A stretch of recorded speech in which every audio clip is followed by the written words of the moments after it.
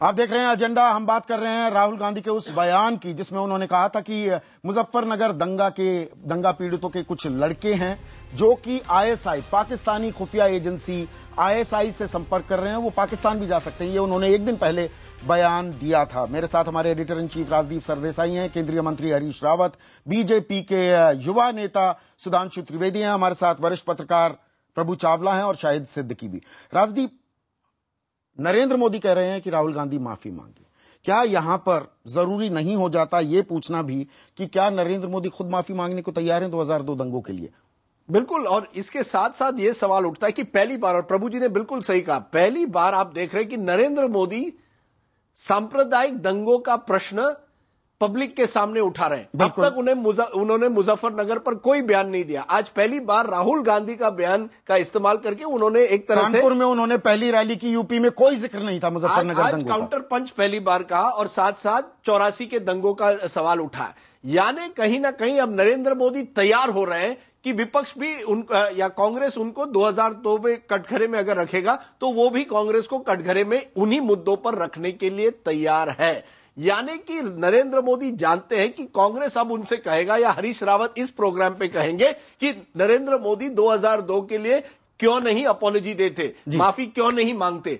और मुझे लगता है कि जैसे ये कैंपेन बढ़ता जाएगा, इस सवाल को नरेंद्र मोदी को फेस करना ही पड़ेगा। ये एक ऐसा सवाल है जिससे वो अब तक बचते रहे हैं और उनकी स्ट्रेटेजी क्लियर है। एक तरफ वो गवर्नेंस और विकास की बात करते हैं, दूसरी तरफ वो अब तैयार हो रहे हैं वोट बैंक पॉलिटिक्स की जो राजनीति है उसको कम्युनल दंगों से जोड़कर अपनी सफाई देने के लिए। तो नरेंद्र मोदी भी अपनी एक स्ट्रेटेजी कर रहे हैं, लेकिन कांग्रेस को भी अब मौका है। यही सवाल जो आपने पूछा है, शायद नरेंद्र मोदी को वो लगातार एक बार फिर पूछते रहेंगे। प्रभु, क्या नरेंद्र मोदी ईंट का जवाब पत्थर से दे रहे हैं सांप्रदायिक दंगों का जिक्र करके पहली बार, या दरअसल, और राजनीति में कुछ भी हो सकता है, राजनीति संभावनाओं का खेल है, क्या नरेंद्र मोदी माफी के लिए भी तैयारी या अपनी जमीन तैयार कर रहे हैं? क्या खुद की माफी की बात कर रहा हूं मैं? नहीं, मेरे को लगता नहीं है कि नहीं, मैं कह रहा हूं राजदीप जो बात सवाल उठाई है मैंने, तो बिल्कुल ठीक है कि नरेंद्र मोदी अपने आप को तैयार कर रहे हैं कि कम्युनल चार्ज जो उनके ऊपर लगा हुआ है उससे कैसे बचे। Offence is always the best defence, that कहा जाता है। तो उन्होंने बदला ये कि संघ परिवार का ये एक सोचा समझी नीति है कि मोदी गुजरात के दंगों के लिए माफी नहीं मांगेंगे। उनका 4 बार मैंने इंटरव्यू किया मोदी साहब का, उसके बाद उन्होंने इंटरव्यू मेरे को भी नहीं दिया, शायद किसी और पत्रकार को भी नहीं दिया। जब भी उनसे बातें की बात करो तो उठ के चल देते हैं, जवाब नहीं देते हैं। अभी रिसेंटली मैंने बीजेपी के नेताओं से बात की हर सवाल पे, कल भी पूछा मैंने एक बड़े नेता, मुख्यमंत्री जो कैंडिडेट है हमारे हर्षवर्धन जी, वो कहते हैं मोदी माफी क्यों मांगे, जबकि कांग्रेस ने 1984 के लिए माफी मांगी है। सोनिया जी ने मांगी, मनमोहन सिंह ने मांगी, उन्होंने बात देर से मांगी पर मांगी जरूर कि सरकार जिम्मेवार गुजरात की है। मेरे को ऐसा लगता है कि अगर मोदी माफी मांगते हैं उनका कद घटेगा नहीं, बढ़ जाएगा, क्योंकि वो नेता थे उस सरकार की जिस सरकार में दंगे हुए। तो मोदी जी चाहते हैं कि बजाय उससे लोग पूछे कि आप माफी क्यों नहीं मांग रहे, तो इस नीति का प्रयोग करेंगे कि राहुल कोई इस तरह की भाषा करेंगे, या कांग्रेस पार्टी जब डिवीजन की बात करेगी, बांटने की, जैसे सुधांशु बोल रहे हैं कि बंटवारे की बात करते हैं, डिवाइड एंड रूल की पॉलिटिक्स करते हैं, तो मोदी अपने डेवलपमेंट एजेंडे से हट करके अब पॉलिटिकल एजेंडे पर आ रहे हैं। ये परिवर्तन होने जा रहा है कि डेवलपमेंट एजेंडे के ऊपर कांग्रेस उनको डिफीट नहीं कर पा रही है। हालांकि दिग्विजय सिंह रोज एक स्टैटिस्टिक्स देते हैं, हो सकता है सच भी है उसके अंदर, परंतु साख इतनी कम है कि उसके ऊपर विश्वास नहीं करते, इसलिए वो पॉलिटिकल भाषण अब मोदी शुरू करेंगे। अब पॉलिटिक्स का जवाब पॉलिटिक्स देंगे, मैं अपने उसके ऊपर नहीं। जी, आप ये कह रहे हैं सुधांशु, क्या मोदी माफी मांगेंगे? देखिए, पहले तो मैं इससे पहले एक चीज का जवाब देना चाहूंगा। जो राहुल गांधी जी ने कहा कि आईएसआई की तरफ भाग रहे हैं बीजेपी की वजह से, तो पहले मैं कहूंगा अगर 2002 का दंगा हुआ तो भाजपा दोषी है, क्योंकि हम गुजरात में सत्ता में थे। बिहार में दंगा हो जाए तो हम दोषी हैं, यद्यपि हम विपक्ष में हैं। मुजफ्फरनगर में दंगा हो जाए तो हम दोषी हैं, न हम सत्ता में हैं न मुख्य विपक्षी दल हैं। जम्मू कश्मीर के किश्तवाड़ में हो जाए, हैदराबाद में हो जाए तो हम महत्वपूर्ण दल नहीं है, तो भी हम दोषी हैं। और अब तो हद हो गई कि आईएसआई बरगला रहा है, तो उसके लिए भी भाजपा दोषी है।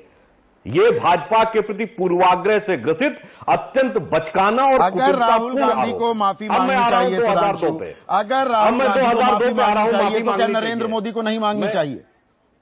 अब मैं आ रहा हूं 1984 का दंगा और 2002 का दंगा, वैसे तो दंगे में मारे गए लोगों के धर्म नहीं गिनाने चाहिए, मगर अभी हाल ही में मुजफ्फरनगर दंगे पे गृह मंत्रालय ने संप्रदायवार सूची मारे गए लोगों की जारी की, इसलिए मैं बोल रहा हूं 2002 के दंगे में 790 मुसलमान और 254 हिंदू मारे गए और 1984 के दंगे में सरकारी आंकड़े में दिल्ली में 2722 लोग मारे गए, सबके सब एक समुदाय के।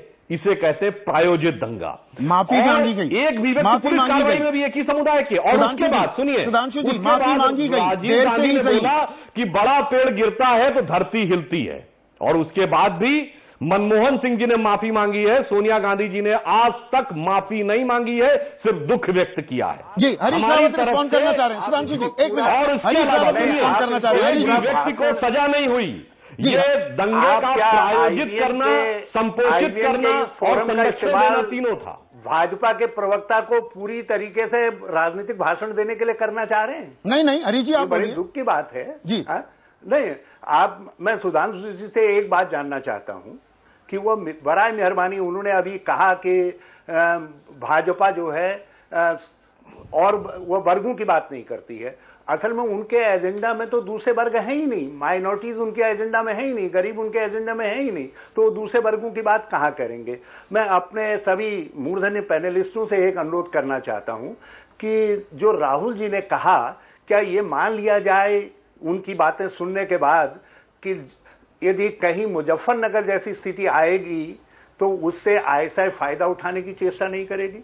यदि राहुल गांधी जी ने ये बात कही तो उस पर इतना बतंगड़ क्यों। रहा सवाल जो आपने अभी बड़ा मूल प्रश्न उठाया है कि 2002 के दंगों के लिए क्या मोदी माफी मांगेंगे। यदि अटल जी सुनने समझने की स्थिति में आज होते तो मैं समझता हूं देश के सबसे दुखी व्यक्ति होते, क्योंकि मोदी जी को भाजपा ने अपना चेहरा बना दिया। तो मोदी सोनिया गांधी नहीं है, डॉक्टर मनमोहन सिंह नहीं है कि वो इतिहास के एक पृष्ठ को, जो सबसे दुखद पृष्ठ रहा हो, उसके लिए क्षमा याचना करें। वो भी अमृतसर जाकर के क्षमा याचना करें। और मोदी से अपेक्षा नहीं की जा सकती, बल्कि क्या कांग्रेस मांग करेगी कि मोदी 2002 के दंगों की माफी मांगे? मैं कह रहा हूं उनसे मांग करने की क्या बात है। उनके कैबिनेट में उन सब लोगों को उन्होंने विभूषित किया जिनके हाथ दंगों के अंदर झुलसे हुए थे, उनको उन्होंने बहुत दिनों तक सम्मानित पदों पर रखा। वो तो आप लोगों ने भी रखा। उनके सबसे निकटस्थ, सबसे जो लोग आरोपी थे, आपने उनको सांसद की टिकट दी, मंत्री पद दिया, ये सब आपने भी किया। सोनिया जी नहीं, सोनिया जी को ये क्रेडिट सब लोग देना चाहेंगे कि जिन पर अंगुलियां उठी उन्होंने उनको टिकट नहीं दिया, कहा नहीं आप चुनाव नहीं लड़ सकते। मैं अपने एक मित्र को जानता हूं जिनको टिकट दे दिया गया था, उनका टिकट वापस लिया गया केवल इसीलिए क्योंकि उन पर सवाल उठ गया था, जबकि कई अदालतों से वो बरी हो चुके थे। लेकिन उसके बावजूद भी सोनिया गांधी जी ने निर्णय लिया। मगर अमित शाह के विषय में मोदी ये निर्णय लेने की स्थिति में नहीं है, वो निर्णय नहीं लेंगे। वो पूरी तरीके से अमित शाह को जो है बैक करने का काम करेंगे। मैं समझता हूं शाहिद सिद्दीकी मेरी इस बात से सहमत होंगे। हिंदुस्तान के वो सबसे बड़े इनकाउंटर स्पेशलिस्ट राजनेता हैं और मोदी उनके साथ पूरी तरीके से पीठ पर खड़े हैं और उनको उत्तर प्रदेश का इंचार्ज बना रखा है। वो आप सही कह रहे हैं रावत साहब, आप सही कह रहे हैं। शाहिद भाई का भी एनकाउंटर हो गया था। मैं वही कह रहा हूं कि मुजफ्फरनगर के अंदर एक प्रयोग किया गया कि किस तरीके से गुजरात को जो है देश के दूसरे हिस्सों में भी दोहराने का काम किया जा सकता है। मैं सुधांशु जी से एक बात कहना चाहता हूं। उन्होंने कहा कि मुजफ्फरनगर का दोष हमको क्यों दिया जा रहा है। वो जरा से ये बताएं कि 1, 2, 3, 4 जितने लोग पकड़े गए हैं दंगों के लिए, उसमें भाजपा के ही नेताओं के नाम क्यों आ रहे हैं, उन्हीं के विधायकों के नाम क्यों आ रहे हैं।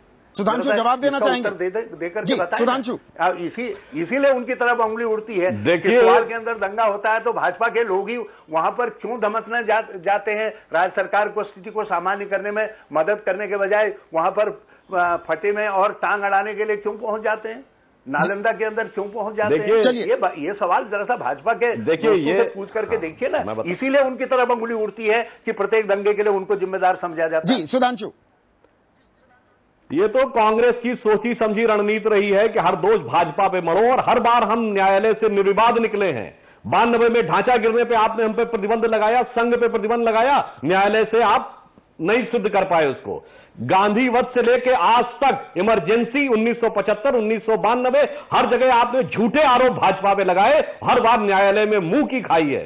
इसलिए मैं कह रहा हूं फिर राजनीतिक भाई से लेकर के राजनीतिक भाई से भाजपा के नेताओं को बताया क्या गांधी जी की हत्या का संदेह आज भी देश भाजपा हम थोड़ा विषयांतर हो रहे हैं। उस समय की जो मनोवृत्ति है जिसके आप वंशज हैं उस पर नहीं करता है जी, थोड़ा विषयांतर हो रहे हैं। शाहिद भाई मुझे ये बताइए कि दरअसल आपने, मैं इस सेगमेंट में आपके पास पहली बार आ रहा हूं, जो तमाम आप बयान सुन रहे हैं, क्या हम दंगों की राजनीति की राह पर चल पड़े हैं कि तुमने दंगा कराया, हमने कराया, आपने कराया, हमने नहीं कराया, यही अब डिस्कॉर्स होगा क्या आने वाले दिनों में?